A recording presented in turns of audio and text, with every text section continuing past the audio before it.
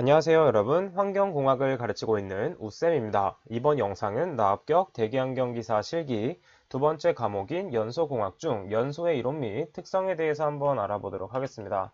그럼 교재 중에서 연소의 기초 개념 중 화학평형 및 반응 속도에 대해서 먼저 알아보도록 할 텐데, 화학평형에 대해서 넘어가도록 하고 우측에 있는 폭갱에 대해서만 한번 보도록 할게요. 폭갱이란 무엇이냐면 초음속 연소파로 가스 폭발 중 가장 파괴적인 형태로, 시험에는 어떤 부분이 출제가 되냐면 폭갱 유도거리가 짧아지는 조건이 출제되기 때문에 이 부분에 대해서 외워주시면 됩니다. 자, 이 부분은 그렇게 중요한 게 아니기 때문에 일단 이 부분은 넘어가도록 할게요. 자, 이때 두 번째 반응 속도 부분 정말 중요한데 식을 모두 암기해 줘야 됩니다. 이것을 유도하는 것은 외울 필요가 없고 영차 반응에 대한 식을 암기해 줘야 되는데, 영차 반응 식은 무엇이냐면 CT-C0는 마이너스 KT라고 했는데, 이때 CT는 일정 시간이 지난 후에 물질의 농도, 그 다음에 C0는 초기 농도, 그 다음 K는 반응 속도 상수, 그 다음 T는 반응 시간에 대한 내용입니다. 이 인자들도 같이 알고 있어야지 시험에 적용할 수 있기 때문에 반드시 암기를 해줘야 되고, 마찬가지로 1차 반응식 좀 보도록 하겠습니다. 1차 반응식을 보도록 하면 ln C0분의 CT는 마이너스 KT로 표현할 수 있고, 일반적인 계산 문제는 1차 반응식이 많이 출제되기 때문에 1차 반응에 대해서는 보다 더 확실하게 암기해 주는 게 좋습니다. 추가적으로 하나만 정리를 해보도록 하면 1차 반응을 이용하여 반감기를 구하는 것이 있습니다.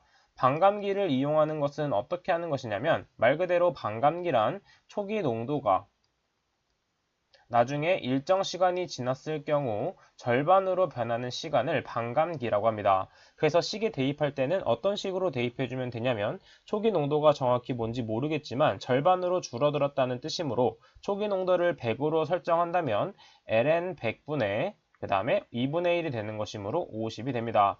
이거는 마이너스 KT를 이용해서 K값 혹은 T값을 구해낼 수 있는 것이죠. 이때 K값과 T값은 둘 중에 하나는 문제에서 주어지기 때문에 그것을 이용해서 풀어낼 수가 있습니다. 마찬가지로 2차 반응식 한번 체크해 보도록 할게요. 2차 반응식도 중요하기 때문에 1차 반응식보다는 중요하지 않지만 시험에 적고 이 정의에 대해서 묻는 것이 있기 때문에 해당 식을 암기해주고, 마찬가지로 0차와 1차 그리고 2차 반응식에 대한 인자는 모두 같기 때문에 이 인자를 암기해주는 게 좋습니다. 그리고 2차에서의 포인트는 이때는 마이너스가 붙지 않는다라는 게 포인트가 되겠죠. 자, 이것을 직접 적분을 해보면 쉽게 풀 수 있지만 적분에 대해서 어려움을 갖는 분들이 많기 때문에 그냥 단순하게 식을 외우는 것을 추천드리도록 하겠습니다. 그 다음 두 번째, 연소 범위 중 계산 방법에 대한 문제가 많이 출제되고 있습니다. 따라서 이 식을 외워주셔야 되는데, 식에 대한 인자만 한번 체크해 보도록 할게요. 자, 인자들을 체크해 보도록 하면 Pn은 무엇이냐면 각 성분 가스의 최적 퍼센트를 대입하면 되는 것이고, N은 각 성분 단일의 연소 한계를 대입하는 것입니다. 이때 N1부터 NN까지 나와 있는데, 이것은 만약에 3개가 있다면 N이 3까지 가는 것이고, N이 만약에 2개까지만 있다 하면 여긴 3까지는 없고 여기까지만 계산을 해주면 되는 것입니다. 시그마 개념을 이용해서 보는 것이기 때문에 그렇게 어렵지 않은 계산 문제였습니다. 이 부분은.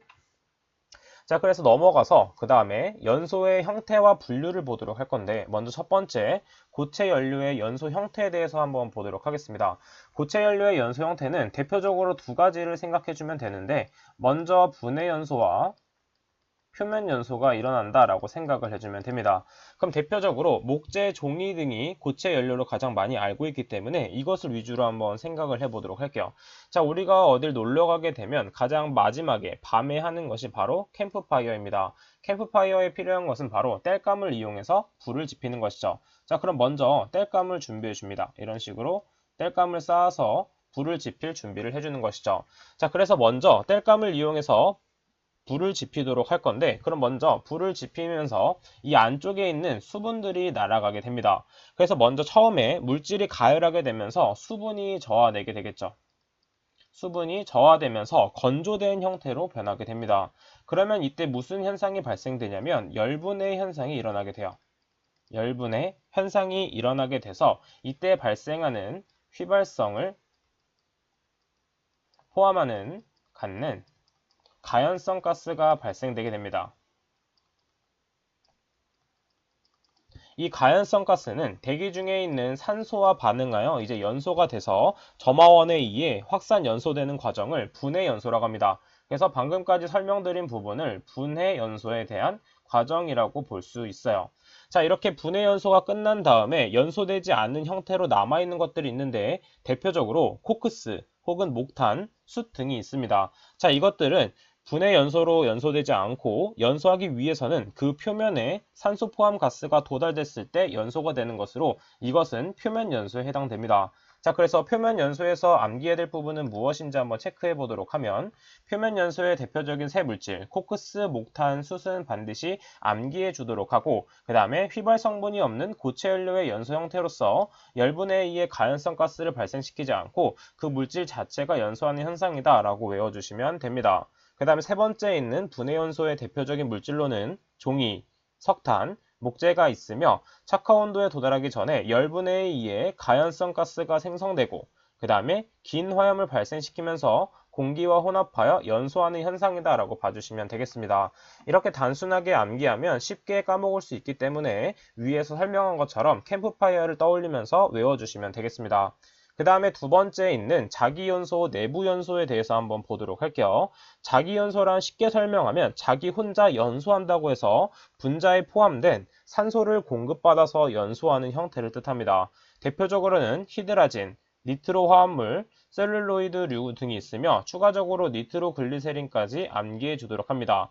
그래서 이 부분의 밑줄을 한번 쳐보도록 할게요. 공기 중에 산소가 아닌 그 자체가 함유하고 있는 산소에 의해 연소하는 현상이다 정도만 암기해 주시면 되겠습니다. 자, 그 다음 마지막으로 네 번째에 있는 증발연소에 대해서 한번 보도록 할게요.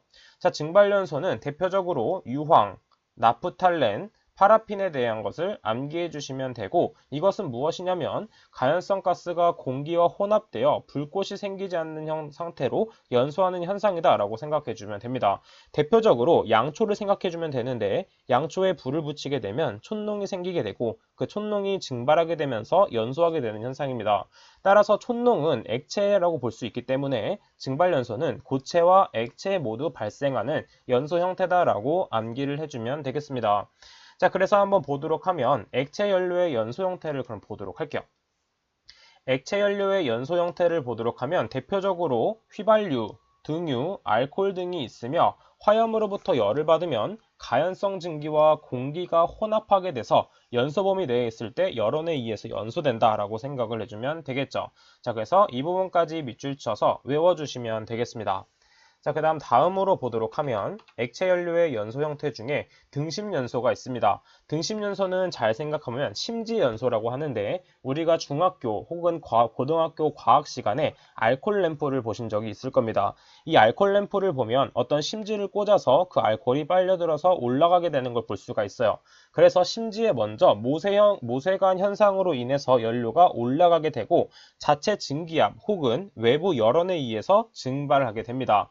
그래서 이때 복사열로 증발을 시키게 되고 그때 이 증기들은 외부의 산소와 만나서 가연성 혼합물을 생성하고 그 다음에 점화원에 의해 연소가 시작된다라고 봐주시면 됩니다. 그 다음 마지막으로 분무연소는 무엇이냐면 쉽게 생각하면 스프레이라고 생각을 해주면 됩니다. 가끔 이제 벌집 같은 거 없애기 위해서 F킬러 같은 거랑 모기약 같은 거를 써서 라이터에 대서 붙이는 경우가 있어요. 그래서 그것을 떠올려서 생각을 해주면 됩니다. 그렇게 어렵지 않은 부분이에요. 그 다음 마지막으로 기체연료의 연소 형태 한번 체크해 보도록 하겠습니다. 이 부분에 대해서는 세 가지가 있지만 딱 두 부분인 확산연소와 예온합연소에 대해서만 체크를 해보도록 할게요. 확산연소에 대해서는 이렇게 정의가 되어 있습니다. 연료와 연소형 공기를 따로 공급하여 연소한다. 그렇기 때문에 화염의 안정 범위가 넓고 조작이 용이한 특성이 있다 정도를 외워주시면 되고 확산연소는 대표적으로 수소, 아세틸렌, 프로판, 부탄의 형태를 띈다라는 것도 같이 암기를 해주면 되겠습니다. 그 다음에 두 번째에 있는 예온합 연소입니다. 예온합 연소는 확산 연소와 반대라고 생각을 해주면 되는데 기체 연료와 공기를 미리 혼합한 후에 연소실에 공급하는 방법입니다. 이 방법은 우리가 알고 있는 가솔린 자동차에서 많이 사용하고 있는 부분인데 이때 주의해야 될 점은 혼합기의 분출 속도가 느릴 경우 역화의 위험이 있으므로 역화 방지기를 항상 부착해야 된다라고 암기를 해주면 되겠습니다. 자, 이렇게 기체 연료에 대해서까지 보았고, 마지막으로 각각 연료들의 특성만 한번 체크하고 이제 이 강의를 종료하도록 할게요. 먼저 고체 연료의 장단점을 보도록 하면 상대적으로 기체 연료가 가장 좋은 연료, 그 다음에 고체 연료가 가장 나쁜 연료다라고 생각을 해주면 됩니다. 그걸 머릿속에 둔 상태로 암기를 하게 되면 쉽게 암기할 수가 있어요. 그럼 먼저 보도록 하면 고체 연료는 안 좋은 연료이기 때문에 상대적으로 가격 설비비가 저렴하고 저장이 용이합니다. 또한 노천에 쌓아둘 수 있는 야적이 가능한 것이죠. 하지만 안 좋은 연료이기 때문에 품질이 균일하지 못하고 오염물질 배출이 많은 단점이 있으며 마찬가지로 발열량이 낮거나 소화 및 점화가 어려운 단점이 있죠. 자, 그 다음에 두 번째, 액체 연료를 보도록 하면 액체 연료는 우리가 많이 보고 있습니다. 뭐 휘발유, 경유 등을 많이 접해보고 있죠. 그래서 이 액체 연료는 상대적으로 품질이 일정하며 회분이 거의 없는 장점이 있으며 저장, 운반, 점화 및 연소 조절이 용이한 특성이 있습니다. 왜냐하면 액체는 고체에 비해서는 아니지만 상대적으로 통에 담아서 옮길 수 있기 때문에 그만큼 용이한 것으로 알 수 있고, 그 다음 단점으로는 역화의 위험이 크고, 그 다음에 고황분인 것이 많아 황산화물 발생이 우려될 수 있다라는 것도 암기해주면 되겠습니다. 자, 그럼 마지막으로 기체연료 체크해 보도록 할게요. 기체연료는 가장 좋은 연료지만 먼저 단점부터 보도록 하면 수송 및 저장이 어려운 단점이 있습니다. 왜냐하면 기체를 우리가 지금 당장 잡아서 옮길 수가 없기 때문이죠. 그 다음 마찬가지로 취급 시 화재 및 폭발의 위험성이 가장 높습니다. 가끔 이제 집안 가정에서 폭발 위험이 있는데 우리가 쓰는 도시가스가 폭발하게 되죠. 그것도 마찬가지로 기체 연료이기 때문에 이처럼 화재 및 폭발의 위험성이 높다. 그 다음에 장점을 보도록 하면 연소 조절 및 점화 및 소화가 용이하다는 것을 알 수 있습니다. 가스레인지 쓰면 참 편하다는 걸 알 수 있죠. 마찬가지로 좋은 연료이기 때문에 회분이 거의 없으며 먼지 발생량이 적은 것을 알 수가 있습니다. 그래서 마찬가지로 적은 과잉 공기로도 완전 연소가 가능한 장점이 있는 것이죠. 자, 해당 과목은 여기까지 한번 해보도록 하겠습니다. 자, 다음 부분에서는 연소에 대한 계산 부분이 많이 나오기 때문에 이 부분에 대한 노트 정리를 간단하게 하신 다음에 다음 강의에 조금 더 집중을 해주는 게 좋습니다. 왜냐하면 출제 범위도 많고 그 다음에 빈도수도 많기 때문에 거기에 좀 더 집중하신다면 좋은 점수를 받으실 수 있습니다. 자, 그럼 해당 강의는 여기까지 하도록 할게요. 그럼 저는 다음 시간에 찾아뵙도록 하겠습니다. 감사합니다.